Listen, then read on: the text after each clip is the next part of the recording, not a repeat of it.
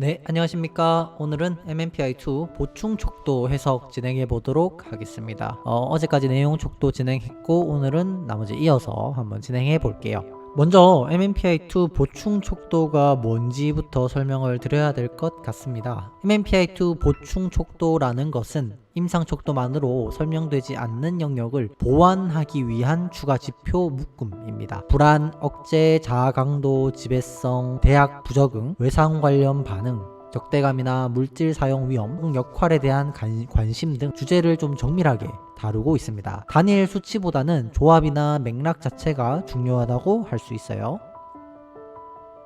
보충 촉도를 해석할 때 그 해석의 전제가 중요합니다. 어떤 전제냐면 보충 촉도라는 것은 가설을 세우고 구체화한다, 이러한 맥락이 있다는 거예요. 타당도 척도에 이상이 없을 때 굉장히 의미가 커지는데, 그때 얘기 드렸죠. 타당도 척도라는 것은 이 사람이 거짓말을 하고 있다, 이 사람이 과대 해석을 하고 있다, 아니면 축소 해석을 하고 있다, 혹은 비린이나 트림같이 그 사람의 응답에 대한 경향성을 볼 수 있다, 이러한 것이 파악하는 건데, 그런데 타당도 척도에서 아무런 이상이 없는데 보충 척도에서 의미 있는 결과가 나온다면 굉장히 그 결과값은 의미가 클 수 있겠죠. 일반적으로 65T 이상의 뚜렷한 상승을 보지만 관찰이나 면담, 역사 정보 같은 걸 교차적으로 확인을 한다고 할 수 있습니다. 보충 촉도의 목록이 뭔지 한번 봐야 할 것 같아요. A부터 GF까지 있고요. A는 anxiety, 불안이고요. 억압, S는 자아 강도, DO는 지배성, 이렇게 쭉쭉쭉쭉 이어져서 GF, 여성적 성 역할까지 이어진다고 할 수 있습니다. 잘 보시면 사실 여기서 봤을 때 굉장히 문항이 많아요. 그런데 이 문항을 하나하나 독립적으로 본다기보다는 임상 척도와 함께 그 각 척도들의 결합을 더 중요하게 생각한다고 보면 되겠습니다. 가장 먼저 불안, 억제, 자아 강도가 뭔지 한번 볼게요. A가 상승한 것이 무슨 뜻일까요? 전반적으로 굉장히 긴장되고 걱정이 많고 또 염려와 두려움이 있다는 거예요.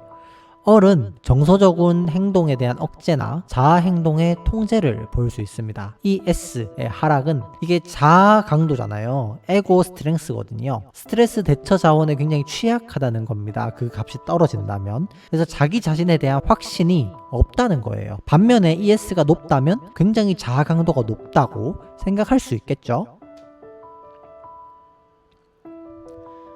그러면 지배성과 사회적 책임은 뭘까요? 이제 리더십이나 좀 규범 의식에 대한 윤곽 정도를 볼 수 있는 거예요. DO가 상승한다면 조금 주장성이 높고 타인에 대한 지배나 좀 지배력이 상승한다고 볼 수 있습니다. 또 E가 상승한다면 사회적 책임이나 규범 준수 경향성이 있다고 얘기할 수 있겠죠. 그런데 이런 특징은 환경 요구와의 적합성을 먼저 본다는 거예요. 이 말은 이 사람의 일상생활이나 자라온 환경이나 여러가지 가족력을 함께 본다는 겁니다.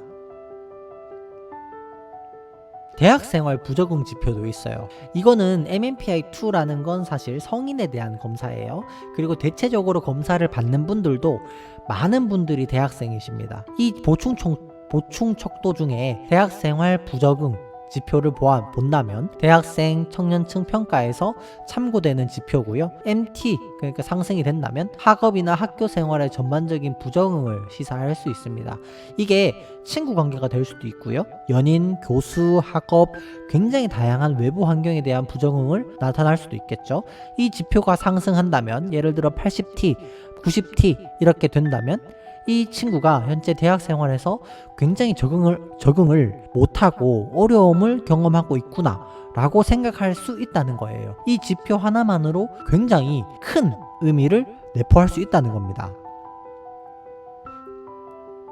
결혼생활 부적응 지표예요. MMPI2 이 검사를 받으시는 분들 중에 기혼자분들도 정말로 많습니다. 이 기혼자분들을 보았을 때 배우자 파트너 관계에서 불만족이나 갈등이 있을 것이다 라고 추정할 수 있다는 거예요. 응답자의 현재 관계 맥락이나 생활사 스트레스를 반영하는데요. 이러한 지표가 상승된 것을 본다면 이분이 병원에서 내방해서 MMPI2 검사를 받게 된 게 혹시 결혼 생활과 관련이 있지는 않을까라고 접근을 할 수 있다는 거겠죠. 반면에 이 지표는 타당도 이상이 없을 때만 해석을 해야 합니다.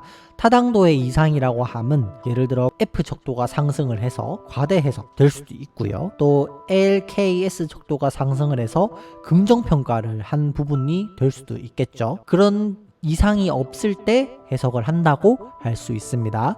점수의 의미는 절대치 이론보다는 다른 척도와의 패턴이나 여러가지 관찰에 대한 정보, 면담에 대한 내용 이런 것을 통해서 일치 여부로 판단한다고 할 수 있습니다.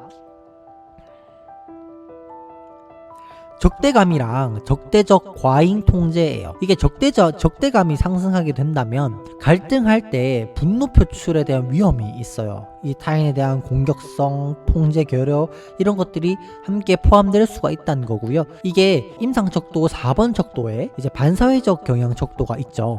그 척도와 함께 상승한다면 굉장히 유의미할 수 있습니다. 또 5 척도 과잉 통제 적대감 척도가 함께 동반 상승하게 되면 감정 억압이나 누적 양상을 좀 의심할 수 있겠죠.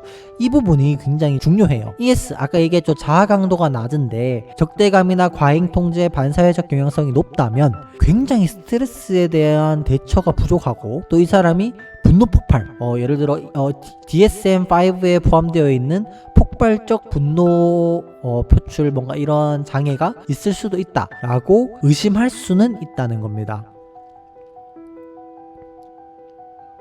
그리고 알코올 중독과 중독 인정이에요. 요거는 음주와 관련된 문제를 보일 가능성이 있다는 거예요. 충동성이 있고 감각 추구와 연관된 위험 성향을 선별하는 지표고요.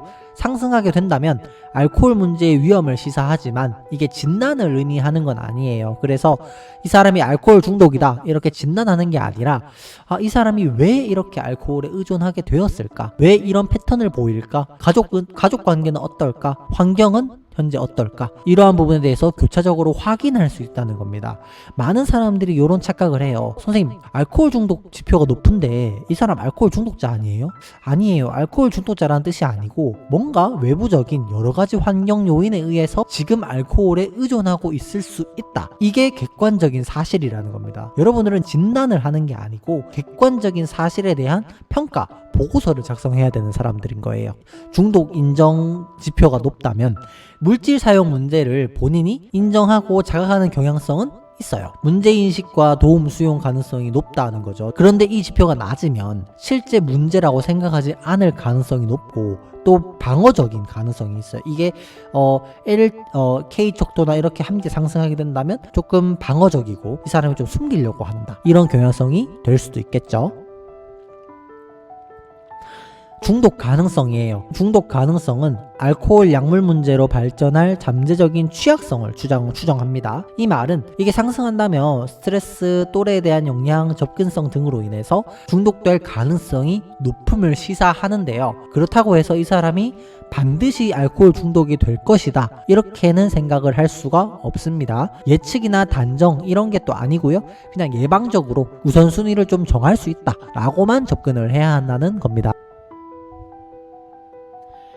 남성적, 여성적 성 역할이에요. GF, BF 뭐 이런 것도 비슷한데요. 이거는 임상 척도에서 5번 척도, MF, 맨 피메일 척도와 굉장히 유사하고요. 전통적으로 남성적이라 여기는 역할, 전통적으로 여성적이라 여기는 역할에 관심이 있다는 겁니다. 이게 성 정체성이나 능력을 재는 척도가 아니고요.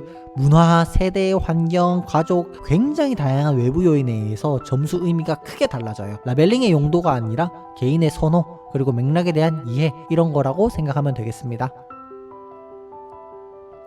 그러면 마지막으로 한번 패턴 한번 읽어볼게요. 아까 얘기했죠. A 척도가 상승, 이게 불안이죠. DO가 낮고 자아 강도가 낮다면 불안과 낮은 주장성, 자원에 대한 취약, 이게 결합되어 있는 신호라고 볼 수 있고요. HO와 OH, 아까 얘기했죠. 4번 척도 반사회적 경향성, 이제 분노 폭발 이런 거에 대한 자제력이 조금 떨어지고 분노 조절이나 표현 방식에 대한 위험이 존재한다. 이 위험이라 함은 굉장히 다양하겠죠. 액팅아웃이 될 수도 있고요. 아니면은 사람에 대한 폭력이 될 수도 있어요. 또 PK 척도가 단독으로 높다면 사건 맥락이나 타당도, 면담에 대한 필요성이 있다 라고 생각할 수 있다는 겁니다. 끝으로 이제 이번에 오늘 보충 척도는 간단하게 한번 확인해 봤는데요.